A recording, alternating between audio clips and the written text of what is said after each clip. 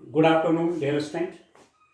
अब देखिए, हम एक्सरसाइज 1.3 रिलेशंस एंड फंक्शन की संबंध एवं फलन के क्वेश्चन नंबर 6 करते हैं। कुछ और क्वेश्चन करते हैं, आपको ठीक से समझना है।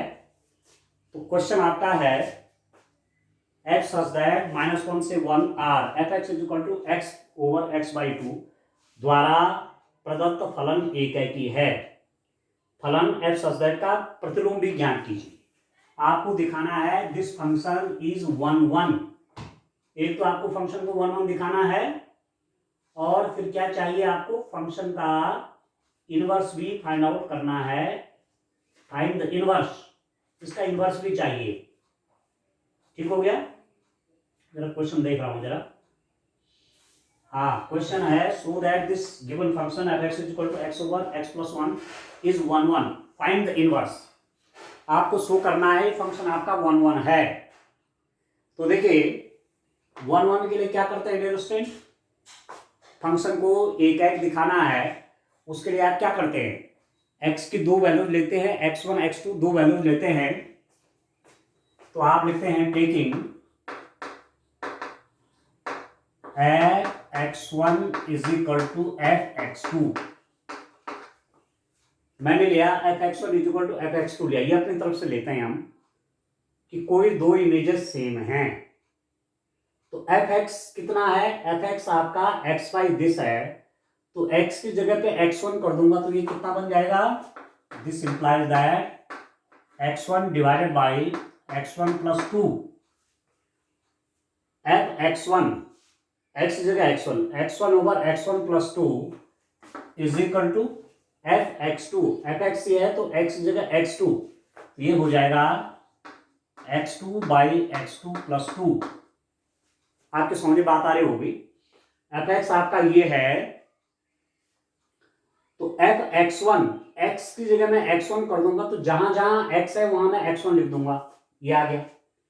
fx2 जहां जहां x है वहां मैं x2 कर दूंगा, ये आ गया।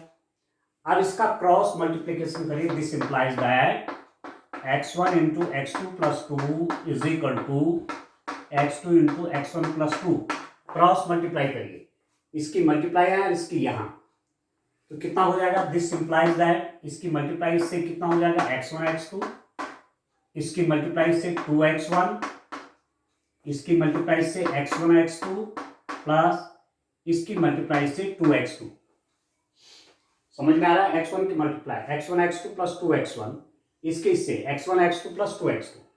अब क्या होगा, ये कटेगा, इससे आपका ये कट जाएगा, x1 x2 एक ही बात है, कट गया। तो क्या बना, 2x1 is equal to 2x2। 2 दोनों तरफ से आप कैंसिल कर लीजिए, तो this implies that x1 is equal to x2। तो आपने लिया था कि दो इमेजेस सेम हैं, fx1 is equal to fx2, तो रिजल्ट आया कि वो एलिमेंट भी सेम है। जिनकी इमेजेस आपकी सेम आई वो एलिमेंट अलग अलग नहीं है, बल्कि वो आपका एक ही। तो दिस इंप्लाइज दैट दो इमेज जो सेम आया, x1 की इमेज और x2 की इमेज जो सेम आया, लास्ट में रिजल्ट आएगा कि x1 x2 अलग अलग नहीं बल्कि एक ही है। तो आप देख रहे हैं ये तो 1 1, ठीक है, 1 1 ये तो होता है, ठीक है, 1 1 इसी केस में 1 1 होता है, ठीक है। यदि fx1 is equal to fx2 आ गया, लास्ट में x1 is equal to x2 आया, इसका मतलब f इज 1 1, f एक है। ठीक हो गया, f इज 1 1, f एक है। अब आपको दिखाना है कि इसका इनवर्स, ठीक है, ठीक है स्टूडेंट, का प्रतिलोम फलन ज्ञात कीजिए। इस f का इनवर्स फाइंड आउट करिए, find the inverse of this f। तो f का इनवर्स फाइंड आउट करने के लिए क्या करेंगे, मैं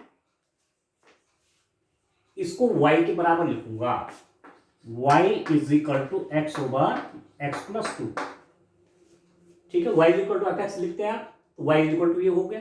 यहां से x की वैल्यू निकालिए, क्या हो जाएगा, इसकी मल्टीप्लाई इससे हो जाएगी, एक्स प्लस 2 की मल्टीप्लाई वाई के साथ आपका एक्स हो गया। दिस इंप्लाइज दैट, मल्टीप्लाई करिए X Y plus 2y is equal to X. This implies that, इसको लेफ्ट साइड में ले लीजिए, X Y minus X is equal to minus 2y। ठीक है, और x कॉमन ले लीजिए, y minus 1 is equal to minus 2y। This implies that x is equal to हो गया minus 2y over minus y minus 1। x is equal to, यहां से भी नेगेटिव साइन ले लीजिए बाहर और नेगेटिव नेगेटिव से काट दीजिए, तो ये हो जाएगा 1 माइनस वाई। ये आप ध्यान करेंगे, y की वैल्यू आपकी 1 नहीं होनी चाहिए, नहीं तो x की वैल्यू नहीं निकलेगी। ये निकल गया आपके पास 2y over 1 minus Y. y minus 1 था तो इसका भी मैंने साइन बाहर ले लिया, तो माइनस माइनस प्लस प्लस हो गया, तो 2y ओवर 1 माइनस वाई की वैल्यू आपकी 1 नहीं होनी चाहिए। अब आप देखिए, आपको एक बात हमने पिछले लेक्चर में भी बताई थी कि किसी फंक्शन का इनवर्स, किसी फंक्शन का प्रतिलोम तब निकलता है जब फंक्शन आपका एकैक और आच्छादक हो। फलन यदि एकैक आच्छादक है, 1 1 ऑन 2 है, तभी जाकर के इनवर्स निकलता है। ये बात आपको ध्यान रखनी है। ठीक हो गया। अब एक 1 1 तो निकल गया, पर ऑन 2 के लिए क्या करेंगे? ठीक है, ये फंक्शन आपका 1 1 है, ऑन 2 के लिए क्या होगा? अब आप देखिए,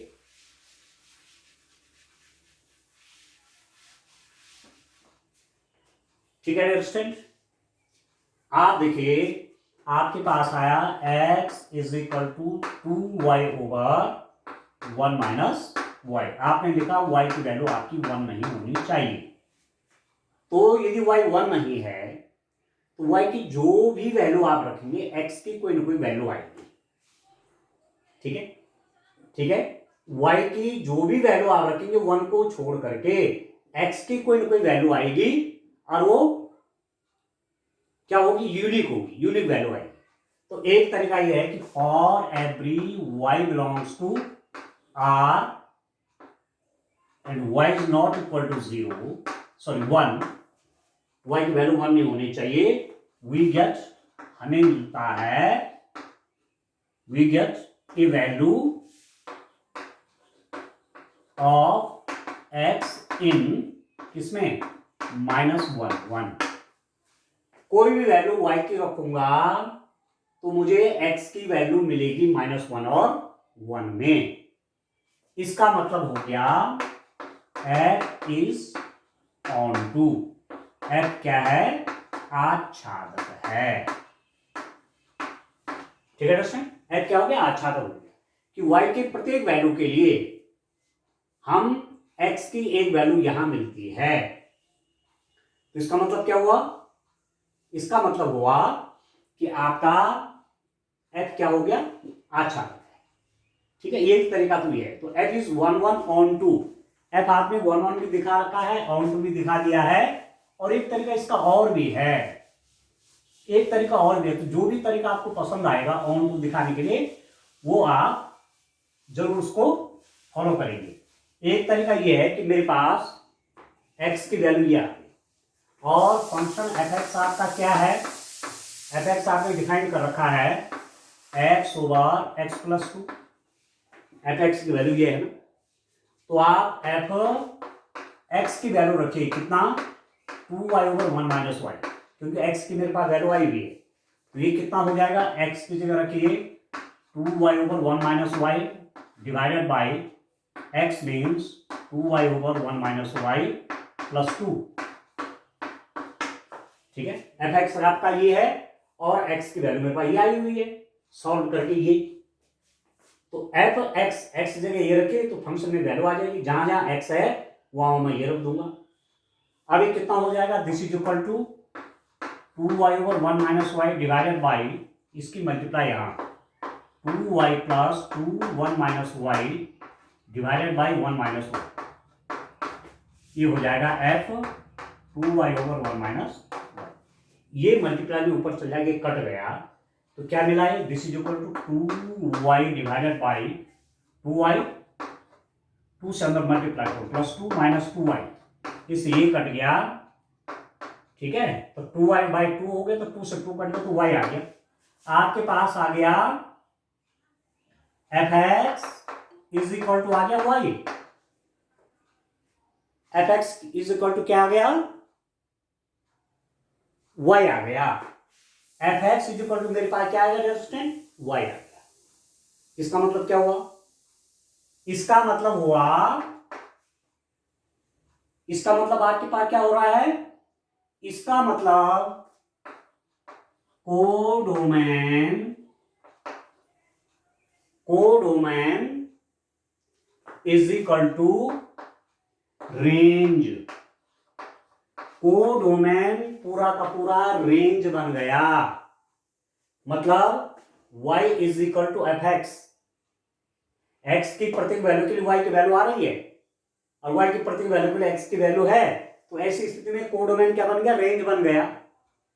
तो जब कोडोमेन रेंज बन जाता है, आपने पढ़ा हुआ है यहां से यहां इसका पूरे एलिमेंट, इसके किसी न किसी एलिमेंट के इमेजेज हैं, तो ये जो कोडोमेन है यही रेंज बन जाएगा। तो ऐसी स्थिति में f is onto f आच्छादक है, ठीक है, ठीक है। कोडोमेन ऑफ f लिख देंगे, कोडोमेन ऑफ f उसका रेंज हो गया, कोडोमेन ऑफ f क्या बन जाएगा, रेंज ही बन गया। तो फंक्शन क्या हो जाता है ऐसे में, आच्छादक हो गया। तो जब फलन आपका 1/1 आ गया तो इसका मतलब क्या हुआ, ठीक है दोस्तों, जब फंक्शन आपका 1/1 आ गया तो फंक्शन क्या हो गया, फंक्शन आपका इन्वर्टेबल हो गया, ठीक है। इस कंडीशन को आप जानते हैं, इस बात को आप जानते हैं। आपके पास आ गया f इज 1/1 f एक है कि आच्छादी है, अतः f इनवर्स का अस्तित्व है, ठीक है।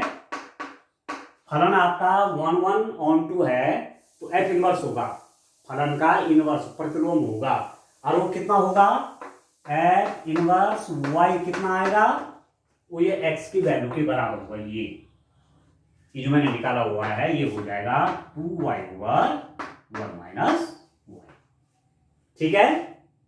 तो यही आपका इनवर्स की वैल्यू हो जाती है। तो f इनवर्स y फंक्शन का आपने इनवर्स भी फाइंड आउट कर लिया, वो ये आ गया, ठीक हो गया। तो किसी फलन, कोई फलन का इनवर्स होगा, किसी फलन का प्रतिलोम होगा, आप क्या करेंगे, 1/1 दिखाइए, एक आच्छादी दिखाइए और उसके बाद उस फंक्शन को हल करके x की वैल्यू के लिए हल करिए। तो जो y की वैल्यू में ये आएगा यही आपका क्या हो जाएगा, इनवर्स हो जाएगा फंक्शन का, ठीक है। ये जो फंक्शन f है इसका इनवर्स आपका ये है और वो y का फंक्शन, ठीक हो गया भाई। यहां से यहां जो मैपिंग होगी वो ये हो गई है, और इधर से इधर जब आप आएंगे तो ये हो जाएगा f इनवर्स, सीधी बात है। ये डोमेन है, ये रेंज है, किसके लिए, f के लिए ये डोमेन है, ये रेंज है, ठीक है, ठीक है। किस रूप में, जब 1/1 है, डोमेन कोडोमेन ये रेंज बन गया। अब जब f इनवर्स है तो यहां से यहां मैपिंग है तो ये डोमेन बन गया, ये रेंज बन गया, ये हैं दोनों ये एक दूसरे के प्रतिलोम। भाई इतना ही तो है, इतना ध्यान रखना आपने। अब चलिए इसके बाद का क्वेश्चन करते हैं। क्वेश्चन नंबर 7 में क्या है उसको देखते हैं, ठीक हो गया। चलिए करिए क्वेश्चन नंबर 7 देखते हैं क्या है क्वेश्चन नंबर 7 में।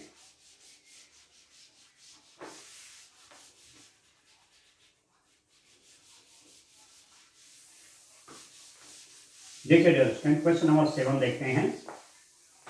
क्वेश्चन नंबर 7 में क्या है, क्वेश्चन नंबर 7 है आपके पास,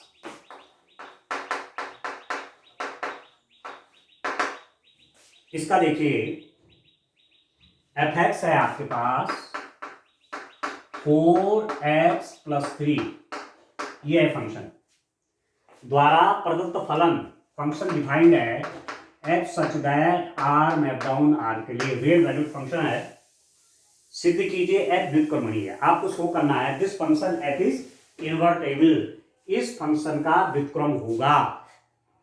इस फंक्शन का ये जो फंक्शन जो डिफाइंड है आर से आर में, इस फंक्शन का प्रतिलोम होगा, इसका इनवर्स का एग्जिस्टेंस होगा।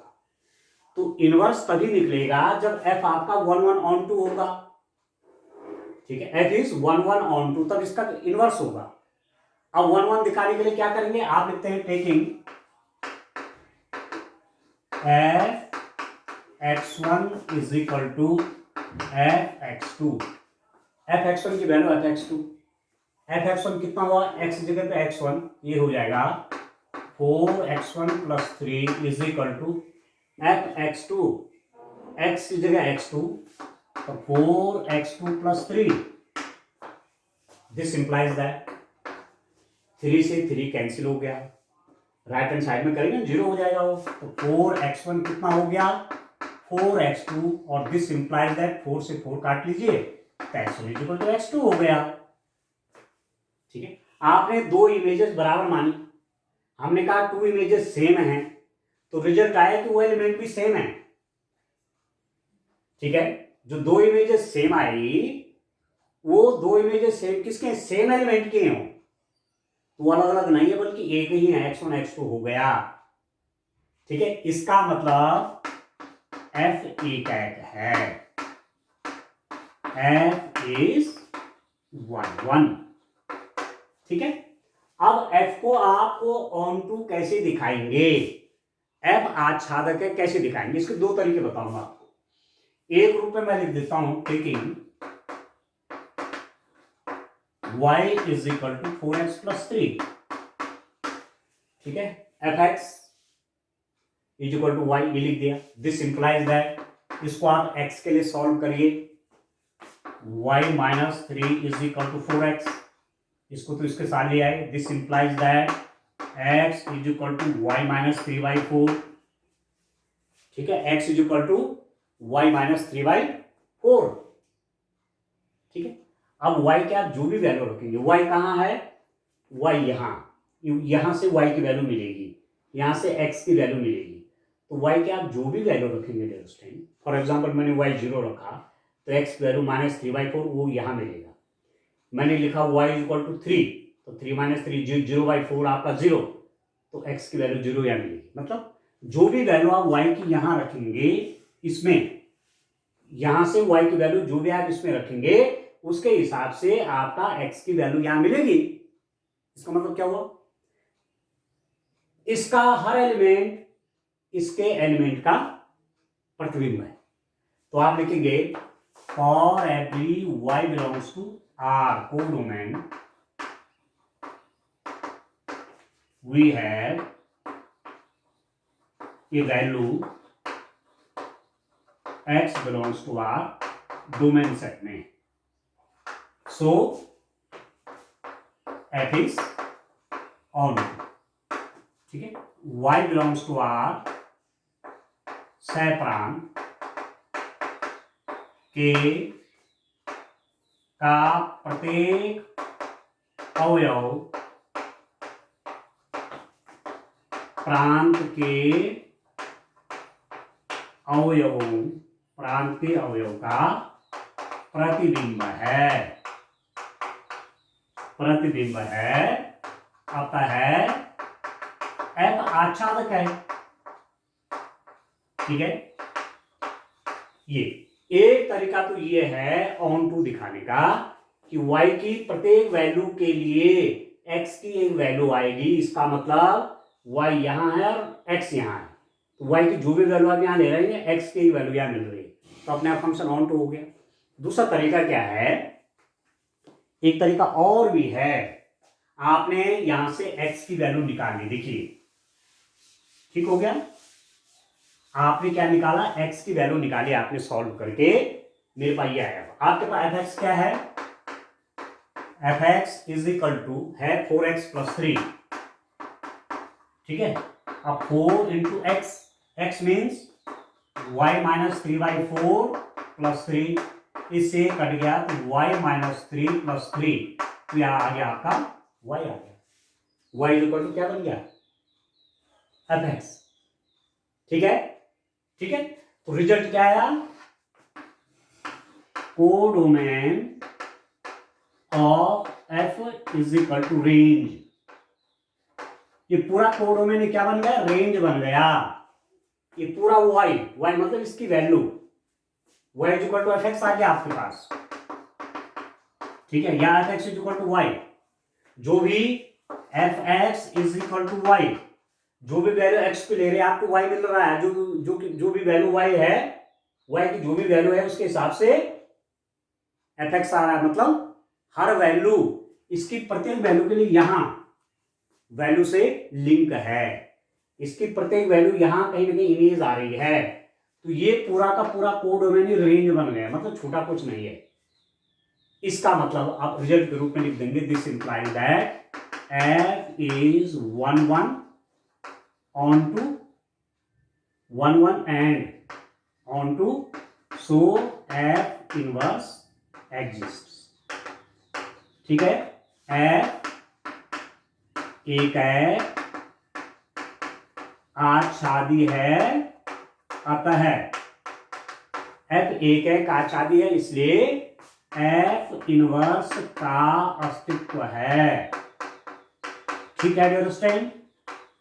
मतलब आपको एफ इनवर्स दिखाने के लिए फंक्शन को 1 1 और ऑन टू दिखाना होगा, एक एक दिखाना होगा, आच्छादी दिखाना होगा।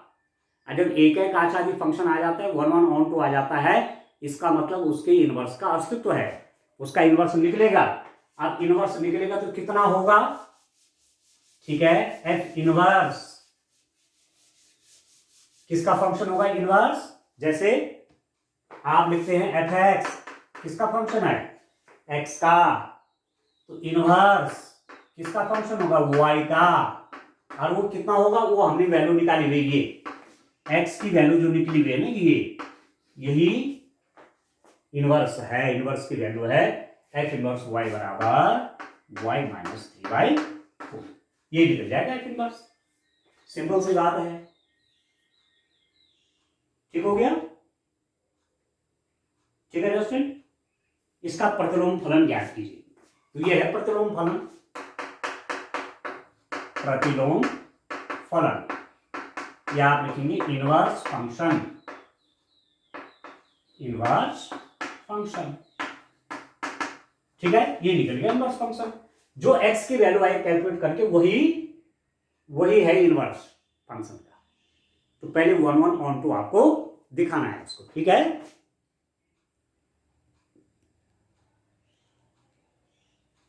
ठीक है दोस्तों, चलिए और आगे बढ़ते हैं। क्वेश्चन नंबर 1 क्वेश्चन और लेते हैं। क्वेश्चन नंबर 8, क्वेश्चन नंबर 8 को बढ़े, देखिए क्या है क्वेश्चन नंबर 8 में। इस टाइप से आप करें, सभी क्वेश्चन एक ही तरीके के, किसी फलन का प्रतिलोम होगा, किसी फंक्शन का इनवर्स होगा, तो उस फंक्शन को 1 1 ऑन टू दिखाए, क्योंकि इससे पहले एक्सरसाइज में आपने 1 1 ऑन टू दिखाने के बहुत क्वेश्चन किए हुए हैं। ठीक है, तो फंक्शन को 1 1 ऑन टू शो करिए, एक एक आच्छादी शो करिए, एक एक आच्छादी आ जाएगा तो आपका फंक्शन का इनवर्स निकल जाएगा। ठीक हो गया। अब चलिए क्वेश्चन नंबर 8 देखते हैं। यह है स्टूडेंट आपका F x is equal to x square plus 4 X such that R plus map down to 4 infinity पर विचार कीजिए, सिद्ध कीजिए एफ व्युत्क्रमणीय है। ठीक है, इस फंक्शन को देखिए और बताइए कि क्या f का प्रतिलोम एग्जिस्ट करेगा। Consider this function by F x is equal to x square plus 4 so that f is invertible. ठीक है, with the inverse of f inverse given by this. ठीक है, आपको दिखाना f इन्वर्टेबल है। ये बड़ा इंटरेस्टिंग है। देखिए कहाँ डिफाइंड है, आर प्लस, देख रहे हैं आप, what is the meaning of R plus? R plus का मतलब हुआ है पॉजिटिव रियल,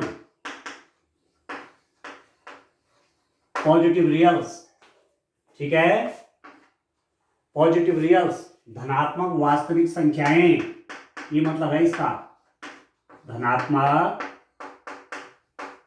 वास्तविक संख्याएं, ठीक है, धनात्मक वास्तविक संख्या, आर प्लस है लिखा हुआ इसीलिए, ठीक है। और ये जो है रेंज सेट जो है, ये कोडोमेन जो बन रहा है, इसकी वैल्यूज कहां से स्टार्ट हो रही है? 4 से। ये क्लोज इंटरवल है, देखिए क्लास 11 के याद करिए थोड़ा, ये क्लोज इंटरवल है, यहां से 4 से कहां तक जा रहा है? अप टू इंफिनिटी जा रहा है।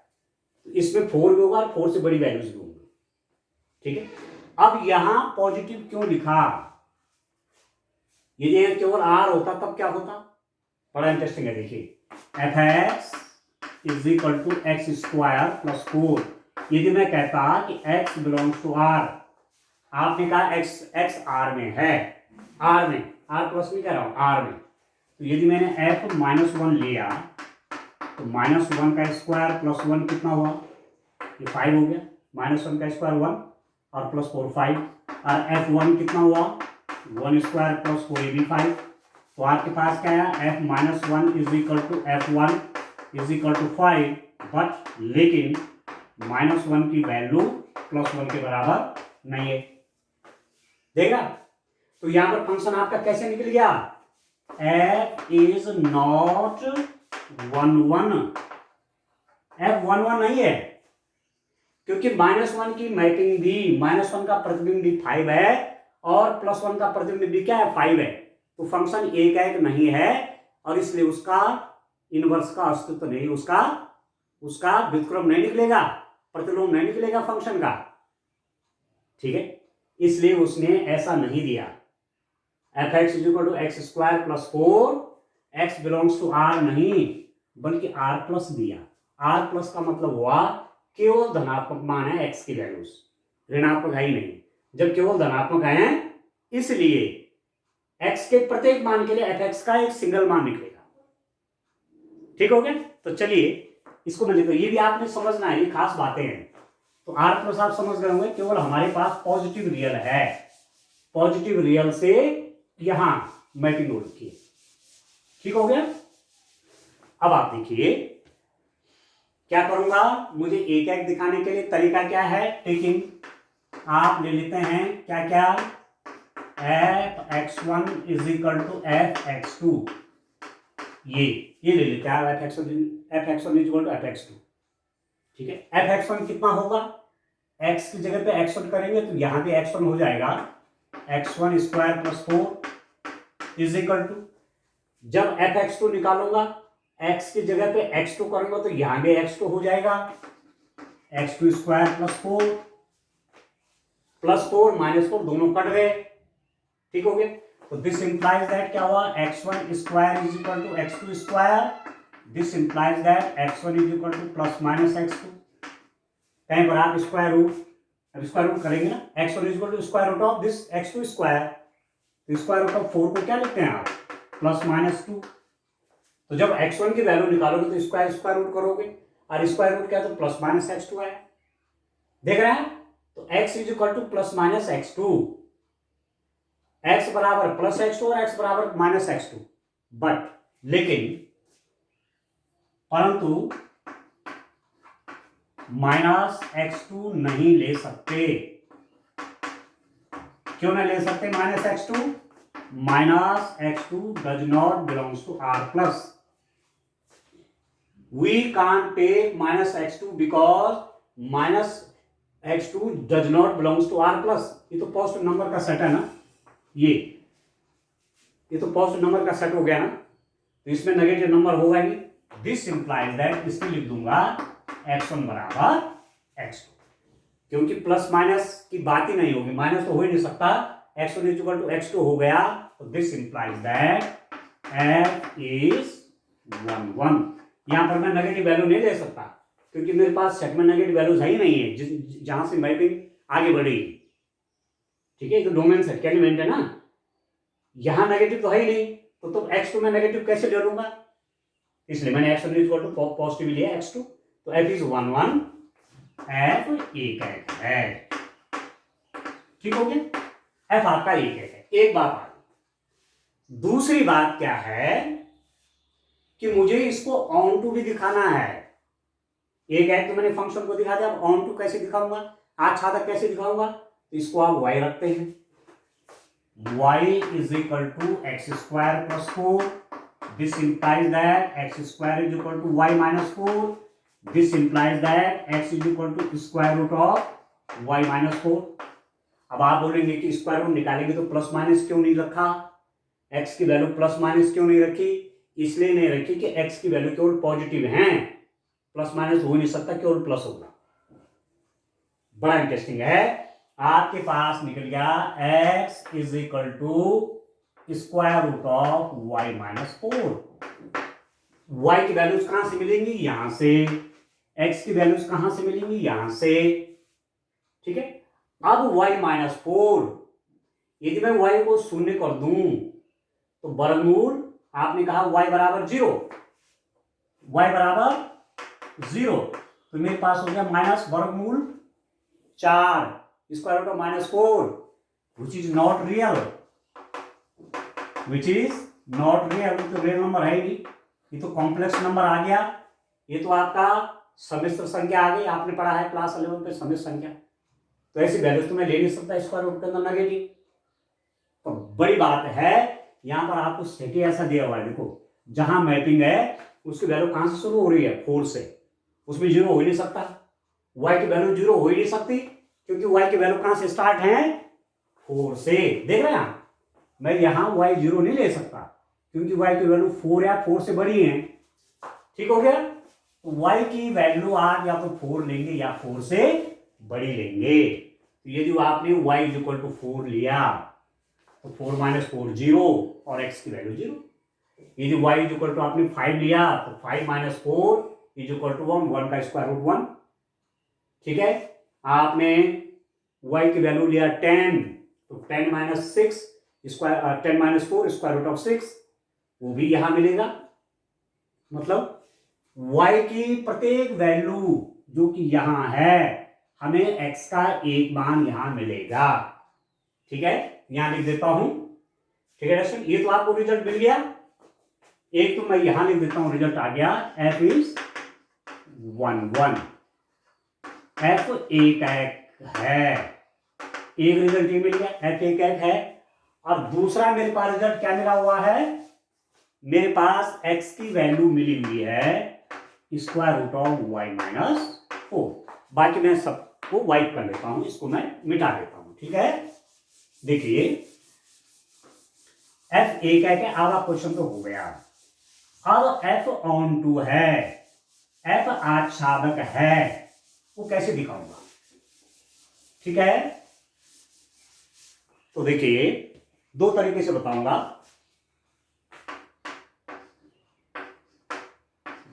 ठीक है, मैं लिखूंगा x इज इक्वल टू आपके पास है square root of y minus 4, for every y belongs to 4 infinity, y का प्रत्येक मान जो कि यहां है, for every y belongs to a value in this, we get a value of x which belongs to r plus, जो भी value आप y की यहां से लेंगे 4 या 4 से बड़ी, उसके करेस्पॉन्डिंग में हमको यहां वैल्यू मिलेगी, मतलब वो वैल्यू इसके किसी न किसी एलिमेंट का प्रतिबिंब है, इसका मतलब f क्या है, f इज ऑन टू, ठीक है। इन्हें मैं लिख देता हूं, प्रत्येक y बिलोंग्स टू यहां, प्रत्येक y बिलोंग्स टू के लिए x बिलोंग्स टू r में एक मान है या एक अवयव है, इसकी y की प्रत्येक वैल्यू के लिए यहां कोई ना कोई वैल्यू है, मतलब जिनमें रिलेशन है। इसका मतलब f क्या है, आच्छादक है। ठीक है, तो रिजल्ट क्या हुआ, f आच्छादक है, f एक भी आच्छादक भी है। अब आच्छादक दिखाने का एक तरीका आपको और बता देता हूं। आप देखिए, मैंने आपको अभी दिखाया था कि x की वैल्यू मैंने कैसे कैलकुलेट की। x इज इक्वल टू निकला मेरे पास square root of y minus 4। तो आप fx निकालिए, fx कितना हो जाएगा, fx ये है ना, तो जो x है तो x की जगह पे x रखा। अब x की जगह में मैं ये रख रहा हूं क्योंकि x की वैल्यू ये है, तो x स्क्वायर कितना हो जाएगा, y माइनस 4 हो जाएगा। This implies that x square कितना, y माइनस 4। तो यहां पर x स्क्वायर की वैल्यू पड़ती y माइनस 4 और प्लस 4 में तो ये कितना हो गया, y हो गया। तो आपके पास रिजल्ट क्या आया, fx is equal to y। x की प्रत्येक वैल्यू के लिए y की वैल्यू आ रही है, या y की प्रत्येक वैल्यू के लिए x का कोई मान आ रहा है। इसका मतलब रिजल्ट हुआ, this implies that codomain of f is equal to range. ठीक है, f का सह प्रांत क्या बन गया, परिसर बन गया। ऐसी स्थिति में y इक्वल टू fx होने पे, तो इसका मतलब क्या हुआ, f इज ऑन टू। जो भी तरीका आपको लगेगा उससे करना, f आच्छादक है। ठीक है दोस्तों, अब मेरे पास दो बातें आ गई हैं। क्या क्या आ गई हैं, ये आप सब समझ गए। मेरे पास ये सब बातें बताने का रिजल्ट के रूप में क्या आया है, रिजल्ट के रूप में आ गया f इज 1/2। f एक तथा आच्छादक है। f एकी आच्छादी है, अतः f का प्रतिलोम संभव है। क्यों संभव है, f एक की भी और आच्छादी भी है, और f इनवर्स क्या होगा, प्रतिलोम क्या होगा, f इनवर्स वो आपका y का फंक्शन होगा, और जो इस रूप में x की वैल्यू निकलती यही तो है, y माइनस 4 इसका स्क्वायर, ये निकल गया इसका इनवर्स। ठीक हो गया, आप लिखेंगे f is 1/1 and onto, so f is invertible, so f inverse y is equal to हो जाएगा डिस्टेंट y माइनस 4। बस यह तरीका, इसकी वैल्यू मैंने पहले निकाली हुई। ये कहां से निकला है, इसको y मान के निकला और x के लिए सॉल्व किया है। ठीक है, ठीक है। अब मुझे पूरा विश्वास है कि आप फंक्शन के इनवर्स, किस फंक्शन का इनवर्स निकलता है, ये 1 मार्क्स का क्वेश्चन आप याद रखिए। कोई फलन एक एवं आच्छादक है तभी उसका प्रतिलोम निकलेगा। f को एकी होना है, f को आच्छादी होना है, तभी जाकर के प्रतिलोम निकलेगा। दोनों बातें होनी चाहिए। If a function is 1/1 and onto, then and then it is invertible। Function 1/1 है, onto है, तभी इनवर्स निकलेगा। ठीक है, तो ये दिखाने के लिए कि सो that this function is invertible, इसका मतलब आपसे ये पूछा जा रहा है कि उस फंक्शन को आप 1/1 और onto दिखाइए, उसको एकी और आच्छादी दिखाइए, और जब ये कहेंगे कि इसका इनवर्स भी बताइए कितना है, तब आप इसके यहां से x की वैल्यू निकालिए, इसको रख दीजिए y के बराबर और x के लिए सॉल्व कर लीजिए। बस ठीक है, तो आज के लिए इतना काफी है। Thank you.